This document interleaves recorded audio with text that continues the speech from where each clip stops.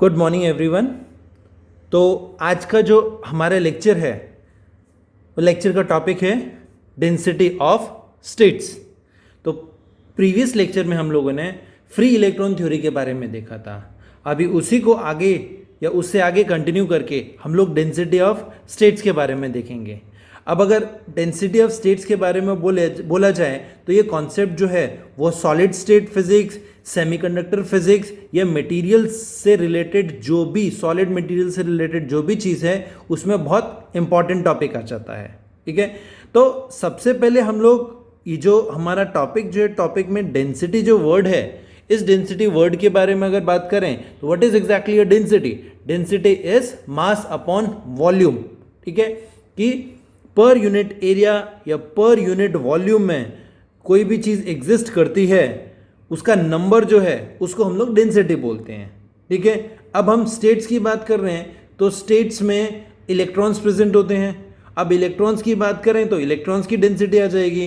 तो हम सबसे पहले अगर बात करें density of available electron states, जिसको हम लोगों ने capital D within bracket E density of electron state है। It is defined as the total number of available electrons, total number of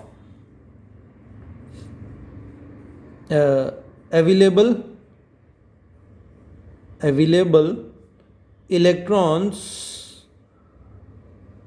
electron states per unit energy range at energy E। ठीक है, ये क्या हो गया हमारे पास क्या बोलते हैं डेंसिटी ऑफ अवेलेबल स्टेट्स, कि कितने इलेक्ट्रॉन्स हैं, इलेक्ट्रॉन स्टेट्स हैं एक पर्टिकुलर एनर्जी रेंज के अंदर। नेक्स्ट आता है हमारे पास it is density of field electrons, field electron states, जिसको हम लोग NE से रिप्रेजेंट करते हैं। अगर इसके बारे में बोलें तो it is defined as the number of states that are filled with electron per unit energy range at energy E। ठीक है, अब ऊपर वाले और नीचे वाले में बेसिक डिफरेंस इतना सा है, ये टोटल अवेलेबल स्टेट्स हैं और ये वाला है total number of field states. तो हम फाइनली बोल सकते हैं कि जो डेंसिटी स्टेट्स हैं, ये डेंसिटी ऑफ स्टेट्स जो है जिसको हम लोग ZE से रिप्रेजेंट करते हैं, ZE से रिप्रेजेंट करते हैं, वो डेंसिटी ऑफ स्टेट्स क्या हुए? It is the number of allowed और available energy states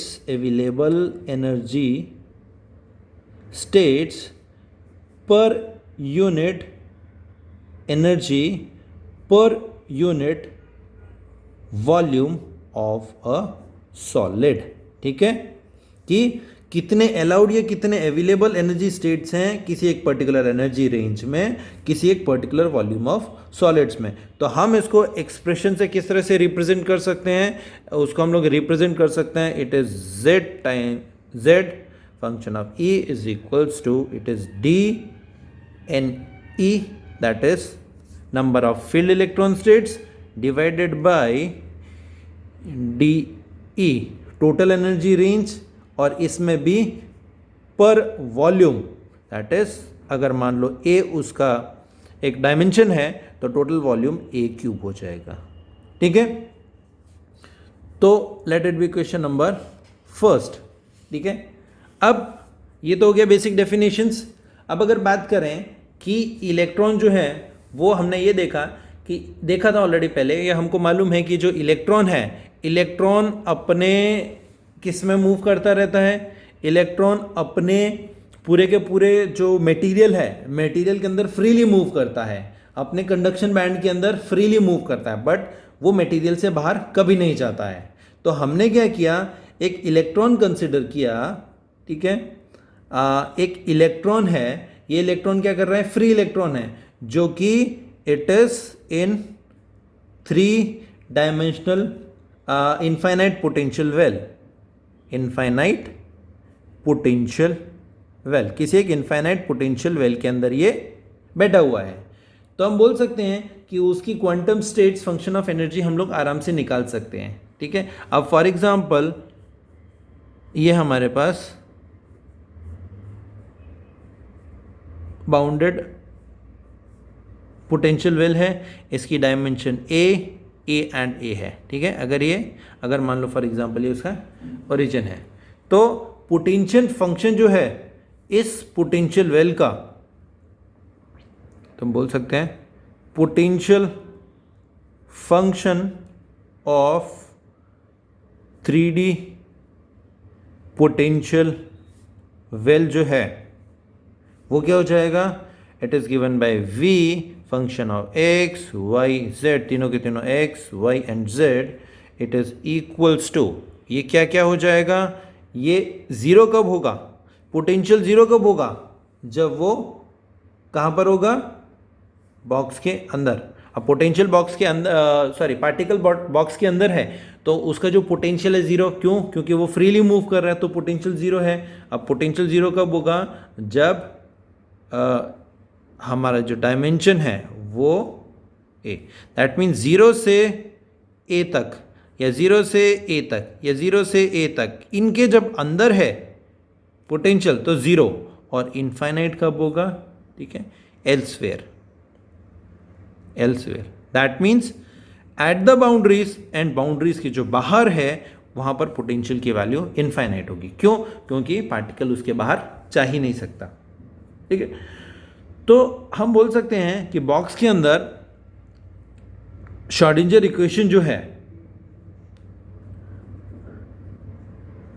Schrodinger equation जो है इन बॉक्स, श्रोडिंगर इक्वेशन क्या हो जाएगी बॉक्स में, ये हो जाएगा del square psi, function of X Y Z already है तो इसलिए मैं लिख नहीं रहा हूँ, del X square plus del square psi upon del Y square plus del square psi divided by del Z square plus twice of M E divided by H cross square psi is equals to 0, ठीक है। Let it be equation number 2, ठीक है। यहां पर आ गया मेरा equation number 2। अब ये तो हो गया, अब अलाउड एनर्जी वैल्यू, ये हमने श्रोडिंगर इक्वेशन तो लिख ली, अब अलाउड एनर्जी वैल्यूज जो हैं वो क्या होती हैं, allowed energy values is given by E is equals to pi square H cross square divided by twice of M A square and with the bracket nx square plus ny square plus nz square, ठीक है। ये तीनों के तीनों हमारे quantum numbers होते हैं, ठीक है। Let it be question number 3, ठीक है। तो ये आ गया। अब यहाँ पर मैंने बोला कि nx ny nz ये क्वांटम नंबर्स हो गए, या इनको बोलते हैं इंटीजर्स जो हैं, जो कि 1 2 3 एंड सो ऑन।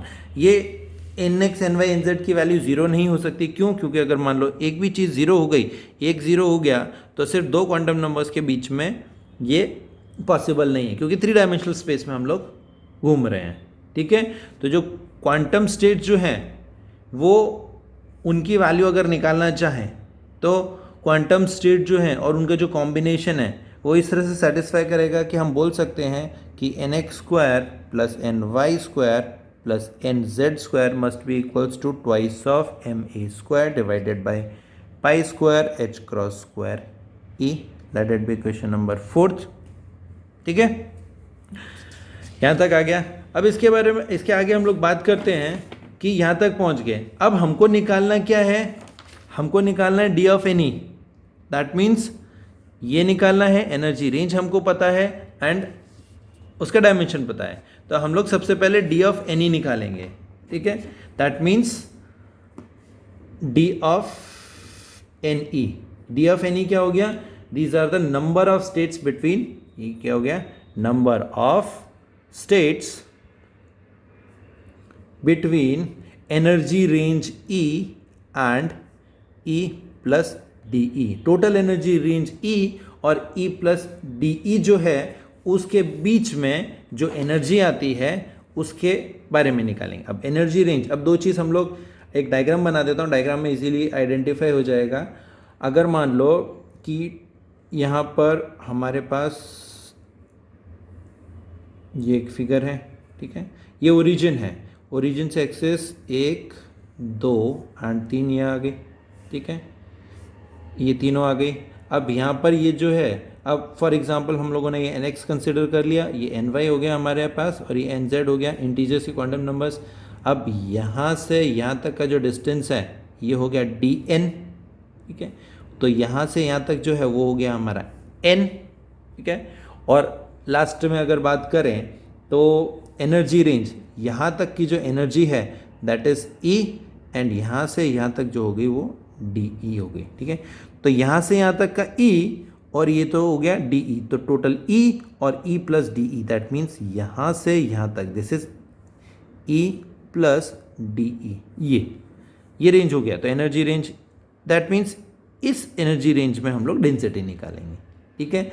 या 3 डायमेंशनल स्पेस में बात करें, मान लो एक हॉलोस्फीयर है, तो हॉलोस्फीयर के अकॉर्डिंग भी हम लोग निकाल सकते हैं हमारे nx, ny और nz की वैल्यू, ठीक है। तो ये हो गया हमारा nx, ये हो गया हमारा ny, ये हो गया हमारा nz, ठीक है। और हम लोगों ने 3 डायमेंशन में इसको रिप्रेजेंट करने के लिए इस तरह से रिप्रेजेंट किया। ये जो पोर्शन है ये कट आउट है 3 डायमेंशनल हॉलोस्फीयर का, ठीक है। तो यहाँ तक ये ny हो गया, यहाँ तक ये nz हो गया, यहाँ तक ये nx हो गया, ठीक है। ये है एंगल फाई, ये अभी आपको बताऊंगा आगे। और यहाँ पर स्फीयर के सरफेस के ऊपर हम लोगों ने एक सेक्शन उठाया है, ये सेंटर से, और इस सेक्शन का एंगल थीटा है, ठीक है। तो हमको क्या निकालना है, number of states between E and E plus D, that means यहाँ पर हम लोगों को नंबर ऑफ स्टेट्स निकालनी है, ठीक है। तो हम लोगों ने इस तरह से 3 डायमेंशनल स्पेस या ये 3 डायमेंशनल स्पेस डिफाइन किया, ठीक है। अब अगर हम लोग क्या किया, हम लोगों ने एक स्फीयर ड्रॉ किया। If you draw a sphere of radius n, जब स्फीयर n रेडियस का निकालेंगे तो हमारे पास जो है टोटल n स्क्वायर जो हो जाएगा nx square plus ny square plus nz square, इसके बराबर हो जाएगा, ठीक है। ये हमारा 3 डायमेंशनल स्पेस में इंटीजर्स के अकॉर्डिंग, क्योंकि हम लोगों ने पूरा का पूरा डायमेंशन nx, ny और nz क्वांटम स्टेट्स हैं, तो क्वांटम स्टेट्स तीनों ही क्वांटम नंबर से डिफाइन होते हैं, इसलिए जो टोटल जो रेडियस है इस स्फीयर का, उस रेडियस को nx, ny, nz के फॉर्म में रिप्रेजेंट कर सकते हैं, ठीक है। And all the points on the surface, इस सरफेस के ऊपर जितने भी पॉइंट्स हैं उन सारे पॉइंट्स की जो एनर्जी है that will B same, that is E। That means अगर मान लो ये जो सरफेस है उसका, किसका, स्फीयर का सरफेस, या तो अगर मैं ड्रॉ करना चाहूँ ये इस तरह से, यहाँ से ये स्फीयर ड्रॉ होगा, ये पूरा स्फीयर ड्रॉ हो जाएगा, ये स्फीयर जो है इस स्फीयर का कॉर्नर, तो स्फीयर के सरफेस के ऊपर जो एनर्जी की वैल्यू है वो E, यहाँ से यहाँ तक की एनर्जी की वैल्यू E। तो जो एनर्जी है is given by energy on the surface of sphere is E। तो E क्या है, एनर्जी, हम लोगों ने पीछे एनर्जी देखा था, एनर्जी क्या निकाला था, E square, E is pi square h cross square divided by twice of ma square. अब यहाँ पर हमारे पास nx, ny, nz स्क्वायर था, अलाउड एनर्जी स्टेट्स, अब बट यहाँ पर ये n से रिप्रेजेंट हो रहा है, तो ये n स्क्वायर हो गया। Let it be question number, sorry ये हो गया हमारा question number 5, late it be question number 6, ठीक है। अब स्फीयर जो है, स्फीयर के ऊपर जो हर एक पॉइंट है वो पॉइंट डिफरेंट सेट्स के अकॉर्डिंग आएगा, nx, ny, nz के अकॉर्डिंग, ठीक है। और वो हर एक पॉइंट जो है वो अलग अलग एनर्जी स्टेट्स रिप्रेजेंट करता है। अब nx, ny और nz है, nx, ny एंड nz जो है दे आर ऑलवेज पॉजिटिव, ठीक है, दे आर ऑलवेज पॉजिटिव। ये सिर्फ पॉजिटिव ही होते हैं। क्यों? क्योंकि नेगेटिव में वैल्यूज हैं, कोई भी वेव फंक्शन जो है वो नेगेटिव में कभी एक्सप्रेस नहीं किया जा सकता। ठीक है, तो अब यहाँ पर इस स्फीयर में हम लोगों ने क्या किया, एक कटआउट लिया स्फीयर का। अब अगर एक स्फीयर को हम लोग, मान लो फॉर एग्जांपल ये एक स्फीयर है, अब इस स्फीयर को हम लोग एक्सिस के अकॉर्डिंग कट करेंगे, यहां से कट किया एंड यहां से कट किया। ठीक है, 3 डायमेंशन स्पेस में। तो ये जो है एक स्फीयर के टोटल 8 पार्ट होंगे, दैट मीन्स टोटल 8 क्वाड्रेंट होंगे। अगर मैं एक स्फीयर ले लूं और ये जो पेपर का जो प्लेन है वो उसको 2 इक्वल पार्ट्स में डिवाइड कर रहा है, तो हाफ पोर्शन इस पेपर के नीचे होगा एंड हाफ पोर्शन ऊपर होगा।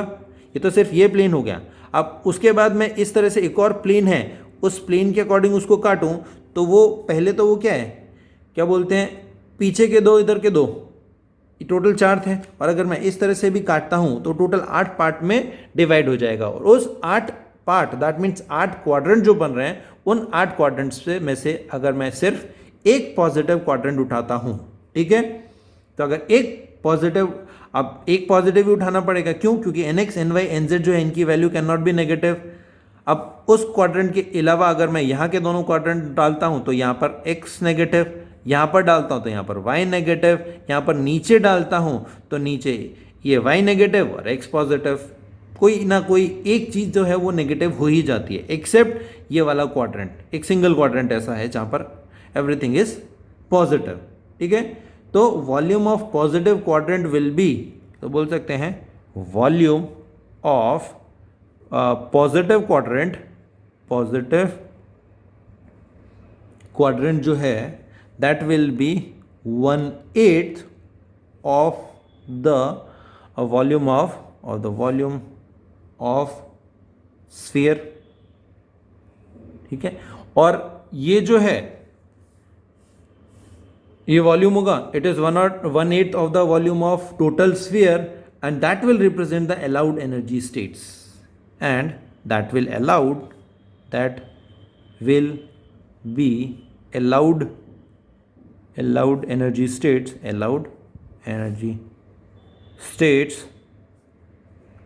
between 0 to E। ठीक है, 0 से E तक, ठीक है, वो अलाउड एनर्जी स्टेट होगा पूरा का पूरा। अब ये जो है, ये जो मैंने 2 सर्कल ड्रॉ किए हैं, वो सर्कल एक्चुअली एक स्फीयर रिप्रेजेंट करता है। इस तरह से वो एक स्फीयर है, स्फीयर का जो सरफेस है, अब सेंटर से जो सरफेस है, इस सरफेस के ऊपर वाला जो पोर्शन है वो एनर्जी है, पूरा का पूरा जो स्फीयर है दैट इज एनर्जी। ठीक है, अब जो है हम n स्क्वायर की अगर बात करें, ये जो इक्वेशन नंबर 6 है, इक्वेशन नंबर 6 से अगर हम लोग n स्क्वायर के वैल्यू निकाल सकते हैं तो बोल सकते हैं कि जो फ्रॉम इक्वेशन 6 से हमारा जो n स्क्वायर है, n स्क्वायर की वैल्यू क्या हो जाएगी, ट्वाइस ऑफ ma स्क्वायर ऊपर चला जाएगा, पाई स्क्वायर h क्रॉस स्क्वायर नीचे आ जाएगा।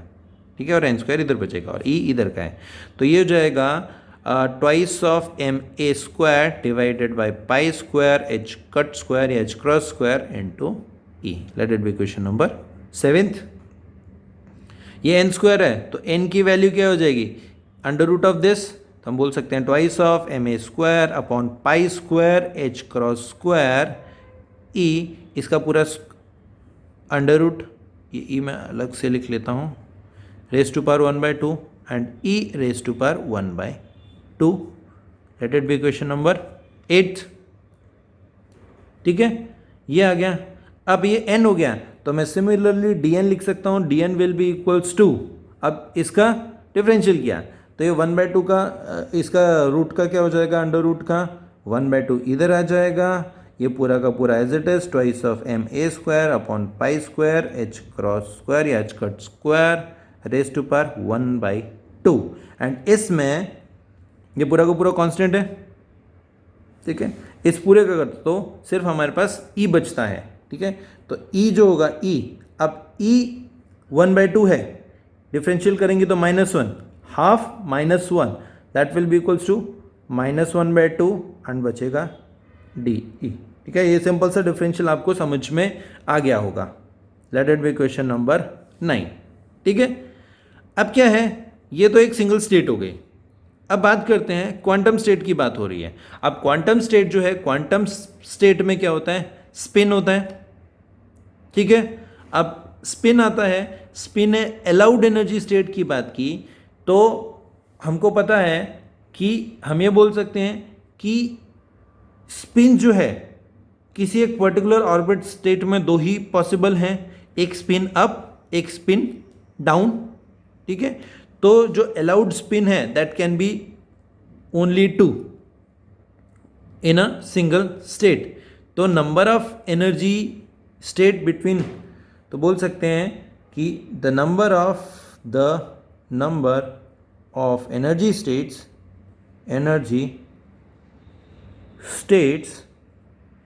Between energy range E and, sorry ये तो ज़ीरो एंड ई के बीच में, बिटवीन ज़ीरो एंड ई, ठीक है, इस क्या हो जाएगा, that will be equals to any total energy states, एक स्पिन अप एक स्पिन डाउन हो जाएगा, इट इज़ इक्वल्स टू। अब हमको पता है कि एनर्जी स्टेट, अब टोटल वॉल्यूम में देखा जाए तो टोटल वॉल्यूम क्या होता है इस पूरे स्फीयर का, किसी भी एक स्फीयर का टोटल वॉल्यूम क्या हो गया, 4/3 पाई आर क्यूब होता है। यहाँ पर आर की वैल्यू n है तो पाई एन क्यूब हो गया। अब पूरे स्फीयर में सिर्फ हमारे पास 1/8 ऑफ द वॉल्यूम है, क्योंकि पॉजिटिव क्वाड्रेंट सिर्फ वही होता है, तो ये 1/8 हो गया।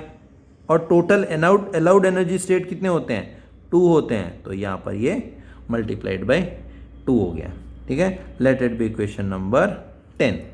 डन, यहाँ तक आ गया। अब इसको सिंप्लीफाई कर लो यहाँ पर, ठीक है। 4 1 ज़ा 4, 4 2 ज़ा 8 एंड 2 से 2 कैंसिल हो गया। हमारे पास सिर्फ बचा 1/3 पाई एन क्यूब, तो सिर्फ और सिर्फ 1/3 पाई एन क्यूब, तो this is equals to 1/3 pi N cube. सिर्फ ये बचा हमारे पास एन ई की वैल्यू, ठीक है। अब ये ज़ीरो एंड ई के बीच में हम लोगों ने एनर्जी स्टेट निकाली, तो अगर सिमिलरली हम क्या निकाल सकते हैं, number of available energy states between energy range E and E plus D E. तो ये क्या हो जाएगी energy range E and E plus D E की, N E plus D E will be equals to 1/3 times of pi, वहाँ पर सिर्फ N cube था, यहाँ पर N plus D N cube हो जाएगा। क्यों, क्योंकि अगर आप हम लोग ध्यान से देखें तो यहाँ पर सिर्फ एन क्यूब था, यहाँ से यहाँ तक ये जो डिस्टेंस था ये एन हो गया, ये यहाँ तक एन है, ये डी एन है, तो टोटल यहाँ से यहाँ तक क्या हो जाएगा, एन प्लस डी एन। तो ये आ गया हमारे पास, ठीक है। Let it be question number 11, ठीक है। अब ये तो हो गया, कहाँ तक हम लोगों ने एनर्जी निकाली, एक ई तक निकाला, 0 से ई तक, और ई एंड ई प्लस डी ई तक निकाल गया। अब हमको क्या है कि मान लो एक हम लोगों ने ये लिया, एक हमारे पास ये है, ठीक है। यहाँ से यहाँ तक एनर्जी रेंज ई है, यहाँ से यहाँ तक हो गया ई प्लस डी ई, हमको निकालना है इस सेक्शन में, डी एन वाले सेक्शन में, तो total E plus D E minus E के बीच में निकालेंगे, तो number of available energy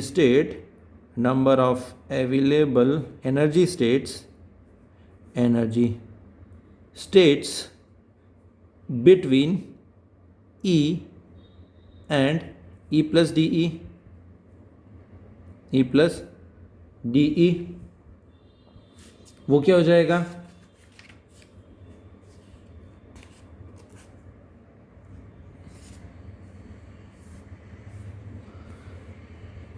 D of N E will be equals to, ये N E plus D E minus N E, ठीक है। यहाँ पर हो गया, वैल्यू सब्स्टिट्यूट कर दो, इसकी वैल्यू आ गई 1/3 pi N plus D N का whole cube minus of 1/3 pi N cube. From equation 10th and 11th हम लोगों ने N E plus D E और पीछे एन ई की वैल्यू निकाली थी, यहाँ आ गई, सिंप्लीफाई करो, दोनों में 1/3 एंड पाई कॉमन है, तो सीधा पाई/3 कॉमन बाहर निकल गया, अंदर बचा हमारे पास n प्लस डी एन का whole cube minus N cube. Simplify करो, a plus B whole cube का फॉर्मूला लगाओ, पाई/3 A cube plus thrice of A B square plus thrice of A square B plus B square. तो ये plus thrice of, पहले मैंने N cube D N लिखा, plus thrice of N D N cube लिखा, plus D N cube आ गया, और साथ में हमारे पास बचा माइनस ऑफ एन क्यूब। ये पूरा का पूरा यहाँ से यहाँ तक ये A plus B whole cube, that means N plus D N whole cube minus N cube, this is equal to N cube से एन क्यूब कैंसिल आउट हो गया, हमारे पास 3 एन क्यूब डी एन बचा, 3 एन डी एन क्यूब बचा and D N cube. अब हमको ये पता है कि हमने जो कंसिडर किया था, एक स्फीयर कंसिडर किया था। अब इस स्फीयर के अंदर यहाँ से यहाँ तक एनर्जी रेंज ई थी, यहाँ से ई प्लस डी ई, और ये जो हम लोगों ने डी ई एनर्जी या डी एन जो रीजन जो है वो कंसिडर किया था, वो बहुत छोटा है। तो बोल सकते हैं since D N is very small, D N small होगा तो डी एन का स्क्वायर और ज़्यादा छोटा होगा और डी एन का क्यूब और भी ज़्यादा हो जाएगा। So we can neglect higher powers of, we can neglect higher powers of n, that means n cube. तो ये वाली जो चीज़ है, ये वाली n क्यूब, सॉरी ये रहा डी एन क्यूब एंड ये डी एन क्यूब, ये भी छोटी हो जाएंगी बहुत ज़्यादा, तो इन दोनों को हम लोग नेग्लेक्ट कर सकते हैं। तो अल्टीमेटली हमारे पास सिर्फ और सिर्फ क्या बचेगा, हमारे पास बचेगा D of N E will be equals to पाई/3, और विद इन ब्रैकेट ये इन दोनों को नेग्लेक्ट कर दिया, हमारे पास सिर्फ और सिर्फ बचा 3n क्यूब डी एन। ठीक है, और ध्यान से देखें ये मल्टीप्लिकेशन में है, दिस इज इक्वल्स टू पाई/3 into 3n cube D N. 3 से 3 कैंसिल आउट हो जाएगा, ये बचेगा सिर्फ हमारे पास पाई एन क्यूब डी एन। ठीक है, let it be equation number 11 आ गया, इसको हम लोगों ने 12 मान लिया, इसको इक्वेशन नंबर 13 मान लिया। ठीक है, यहाँ तक आ गए हम लोग। अब आगे चलते हैं कि अब हमारे पास एन स्क्वायर और डी एन की वैल्यू जो है वो सब्स्टिट्यूट करते हैं हम लोग। सॉरी एक मिस्टेक कर दी, ये यहाँ पर स्क्वायर आएगा, मैंने क्यूब लिख दिया, ये स्क्वायर हो गया हमारा एंड ये स्क्वायर हो गया हमारे पास एंड ये भी स्क्वायर हो गया। ठीक है, अब एन स्क्वायर और डी एन की वैल्यू ऑलरेडी हम लोग स्टार्टिंग में निकाल चुके हैं, N square and D N की वैल्यू हमारे पास एन स्क्वायर की वैल्यू कहाँ गई, ये रही हमारे पास एन स्क्वायर की वैल्यू एंड डी एन की वैल्यू। तो substituting the value of N square and D N, अब क्या किया हमने, वैल्यू सब्सटीट्यूट की। Substituting the value of n square and dn from हमारी जो इक्वेशन है कौन सी, equation number 5 and 9, from 5 and 9 in equation number 13। जब यहाँ सब्सटीट्यूट किया तो हमारे पास डी एन जो है वो बचा पाई इंटू एन स्क्वायर की वैल्यू क्या हो गई, N X square plus N Y square plus N Z square,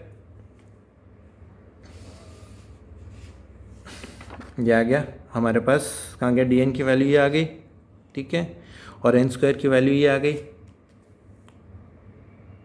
sorry हमारे पास ये एन स्क्वायर की वैल्यू इक्वेशन नंबर 7 से सब्स्टिट्यूट करी, 7 है, 7 इक्वेशन नंबर 7 और 9 से इक्वेशन नंबर 13 में। तो पाई एन स्क्वायर की वैल्यू हमारे पास ये आ गई, twice of M A square twice of M A square divided by pi square H cross square, pi square H cut square multiplied by E, and साथ में दूसरी बची हमारे पास डी एन की वैल्यू ये रही, डी एन की वैल्यू हो गई half of twice of M A square twice of M A square divided by pi square H cross square, pi square H cross square का 1/2 and E raise to power -1/2 and साथ में D E.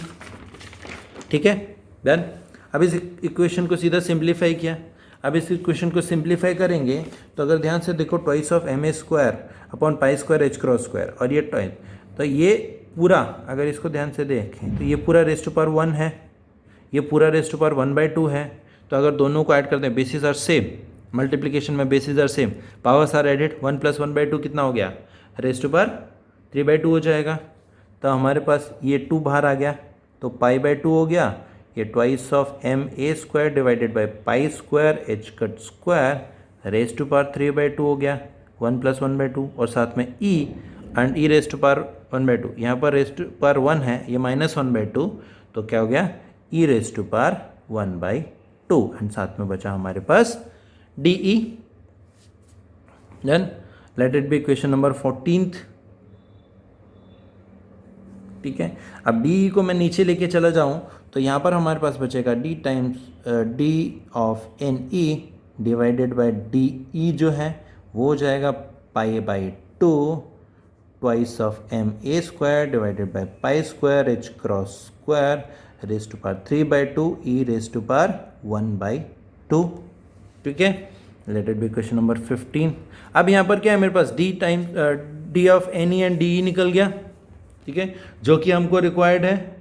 अब अगर मैं दोनों side में 1/a³ से multiply करता हूँ, ठीक है, तो multiplying both side bye 1/a³। अब पहले बताता हूँ, दोनों साइड में अगर 1/a³ को अगर मैं मल्टीप्लाई करता हूँ तो मल्टीप्लाई करने से मेरे पास क्या आ जाएगा, यहाँ पर 1/a³ आ जाएगा, इंटू इस तरफ भी 1/a³ हो जाएगा। जब ये 1/a³ अंदर जाएगा तो 1/a रेस टू पावर 3/2 ऊपर जाएगा तो -3/2, a raise to power -3/2 and -2।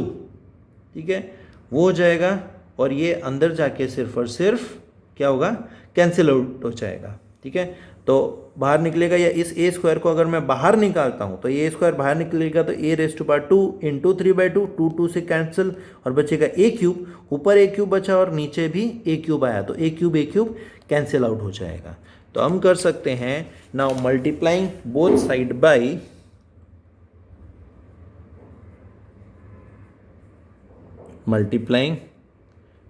Both sides by 1/a³। तो यहाँ पर हो गया 1/a³ into D times of D of N E divided by D E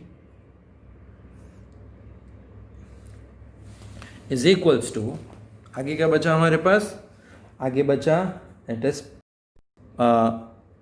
पाई/2।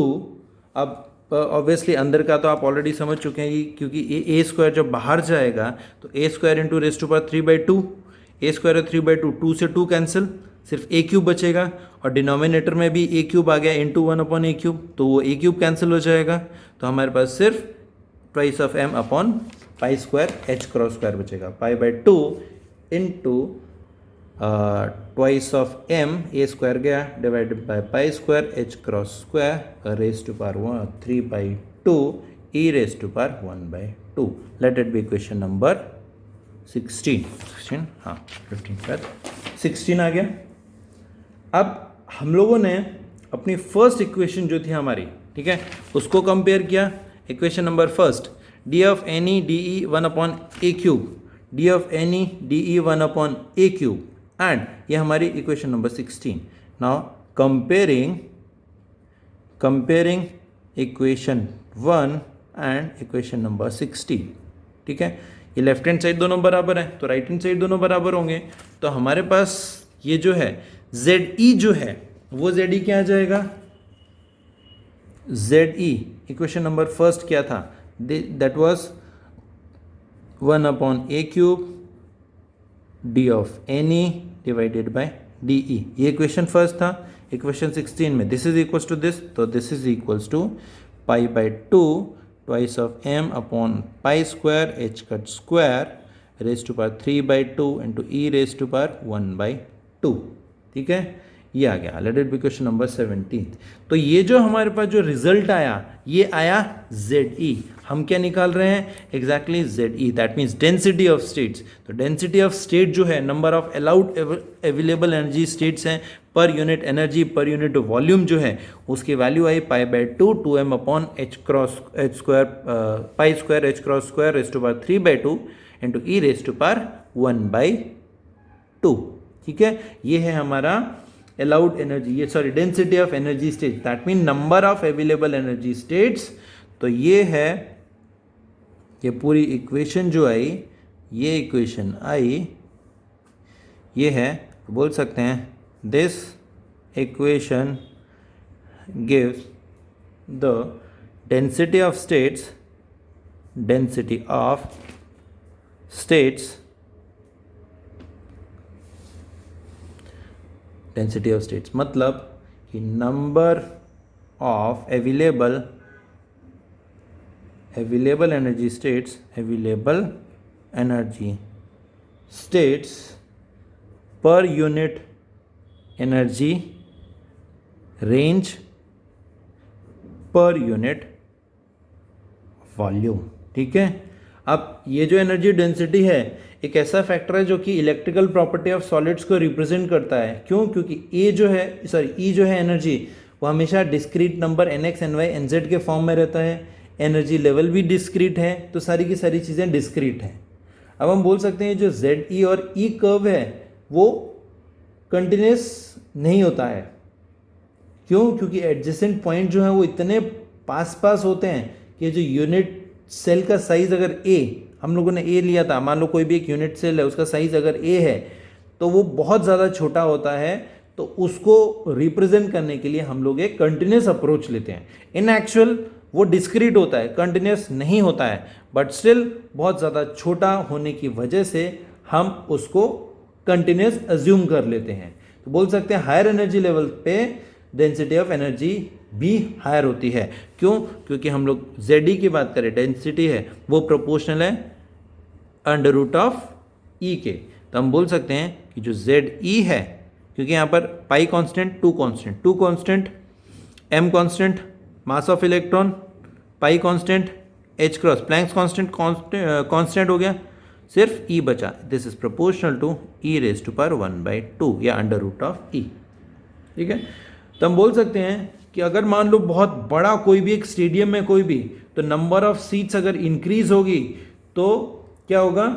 Increases the altitude, और हम बोल सकते हैं number of seats per unit available altitude होगा। क्योंकि अलग अलग, क्योंकि कोई भी स्टेडियम में है तो वो स्टेप वाइज होती हैं सीट्स, तो जैसे जैसे हम ऊपर की तरफ जाते हैं तो नंबर ऑफ स्टेट्स क्या होती हैं? हायर होती हैं। ऑब्वियसली अगर मैं देखना चाहूँ, कोई भी एक स्टेडियम है इस तरह सर्कुलर और ओवल होता है, अगर मैं ये अंदर ये ग्राउंड हो गया, अब ग्राउंड में देखें कि ये जो बाउंड्री है, ये वाली बाउंड्री, इस बाउंड्री में टोटल नंबर ऑफ सीट्स कम होगी। जैसे जैसे मैं ऊपर जाता जाऊंगा नंबर ऑफ सीट्स इंक्रीज होती जाएंगी। ठीक है, तो सेम है। अब डेंसिटी क्या होता है? Total number of seats per unit this area या दिस रीजन। जैसे जैसे मैं ऊपर जाऊंगा रीजन भी इंक्रीज होगा, एरिया इंक्रीज होगा और नंबर ऑफ सीट्स भी इंक्रीज होगी, दैट मीन्स डेंसिटी इंक्रीज हो गई। अब मैं इस पॉइंट ऑफ व्यू से बोलता हूँ, ये एक एनर्जी स्टेट्स हैं, इस एनर्जी स्टेट में नंबर ऑफ इस एनर्जी लेवल पे नंबर ऑफ एनर्जी स्टेट्स एक पर्टिकुलर वैल्यू है। जैसे जैसे मैं एनर्जी स्टेट आगे बढ़ता हूँ तो डेंसिटी है वो और ज़्यादा इंक्रीज होती है, अवेलेबल एनर्जी स्टेट जो है और ज़्यादा इंक्रीज होती जाती है। तो वो बोला जैसे जैसे एनर्जी की वैल्यू बढ़ती जाएगी वैसे वैसे डेंसिटी ऑफ एनर्जी या डेंसिटी ऑफ स्टेट्स जो है वो इंक्रीज होती जाएंगी। ठीक है, अब यहाँ पर ये जो हम लोगों ने ये लिया density of energy states and energy है, इसका अगर मैं एक ग्राफ प्लॉट करता हूँ तो ग्राफ इस तरह से आएगा और ये छोटी सी स्ट्रिप एज्यूम की, ये इंक्रीज हो रहा है density of energy state ZE and this is energy E इधर जा रही है। ठीक है, ये जो सेक्शन है ये सेक्शन है DE, यहाँ से यहाँ तक जो एनर्जी है ये एनर्जी हो गई यहाँ से यहाँ तक इज एनर्जी ई, ठीक है। ये जो पोर्शन है ये पोर्शन डी ई हो गया, तो यहाँ तक जो है वो ई प्लस डी हो गया, टोटल यहाँ से यहाँ तक ई प्लस डी ई हो गया, ठीक है। तो इससे हम ये कंक्लूजन निकाल सकते हैं, पहला कंक्लूजन ये कि जेड ई जो है वो क्या है, प्रोपोर्शनल है किसके, अंडर रूट ऑफ ई। तो इस प्लॉट से हम ये बोल सकते हैं कि जो एरिया ऑफ स्ट्रिप है, ये जो स्ट्रिप है इसकी जो एरिया है जिसकी विड्थ डी ई है, ये नंबर ऑफ एनर्जी स्टेट पर unit volume having energy between E and E plus D E represent करती है, ठीक है। तो area of strip of width D E ये क्या रिप्रेजेंट कर रही है, ये रिप्रेजेंट कर रही है टोटल नंबर ऑफ स्टेट्स पर यूनिट वॉल्यूम, ठीक है, having energy between E and E plus D ई, इसके बीच में जो है, ठीक है। सेकेंड कंक्लूजन क्या बोलता है कि डिफरेंट बाउंड्री कंडीशन के लिए हम लोग सेम जेड ई लेते हैं। डिफरेंट बाउंड्री कंडीशंस के लिए बोल सकते हैं, इधर फॉर लगाना, for different boundary conditions we obtain हमारे पास जो है सेम जेड ई आता है, ठीक है, मतलब सेम नंबर ऑफ स्टेट्स हैं। दैट मीन्स यहाँ पर चले जाओ, यहाँ पर चलो, इस पूरी जगह में ये जो डेंसिटी है वो सेम रहेगी, ठीक है। थर्ड कंक्लूजन जो है इस डायग्राम से, इस ग्राफ से हम ये निकाल सकते हैं कि जो रिजल्ट है वो इंडिपेंडेंट ऑफ ए है, जो रिजल्ट है is independent of A. That means कि ए क्या हुआ, ए साइज हुआ, उसका डायमेंशन ए हुई, ठीक है, इंडिपेंडेंट ऑफ डायमेंशन ए, उस डायमेंशन ए से इंडिपेंडेंट है, ठीक है। क्यों, क्योंकि हम लोगों ने पहले देखा था कि पर यूनिट वॉल्यूम, अगर वॉल्यूम कंसिडर करें तो वॉल्यूम के रिस्पेक्ट में वो मैटर नहीं करता है। क्यों नहीं मैटर करता, क्योंकि हमने ये देखा कि यहाँ तक तो हम लोग वॉल्यूम लेके चले थे, यहाँ तक था, बट जैसे ही पर यूनिट वॉल्यूम में आए ए यहाँ पर गायब हो गया। तो ये जो रिजल्ट है हमारा, इस रिजल्ट में कहीं ए कहीं पर भी नहीं आता है, इसीलिए ए से इंडिपेंडेंट है। तो इसका मतलब क्या है कि हम लोग बोल सकते हैं कि जो एक्सप्रेशन है वो बल्क मटेरियल के लिए भी अप्लाई कर सकते हैं। तो this result can also be applied to bulk material, किसी एक बल्क मटेरियल को भी अप्लाई कर सकते हैं। क्यों, क्योंकि डायमेंशन के इंडिपेंडेंट है। अगर मान लो डायमेंशन मैटर करता तो डायमेंशन के अकॉर्डिंग ये पूरा का पूरा एक्सप्रेशन जो है वो चेंज हो जाता, क्योंकि यहाँ पर ए होता तो चेंज होता था, बट यहाँ पर ए तो है ही नहीं, इसीलिए उसके इंडिपेंडेंट हो जाता है, ठीक है। तो ये था हमारा डेंसिटी ऑफ एनर्जी स्टेट्स। तो किस तरह से हम लोगों ने डिराइव किया, तो यहाँ तक आया। तो हम लोगों ने क्या लिया, स्टार्टिंग से लेके चले थे हम लोग exactly density of available energy state, density of field states and फिर टोटल स्टेट्स निकाला था, ठीक है। तो आज के लिए इतना ही सफिशिएंट है। Thank you.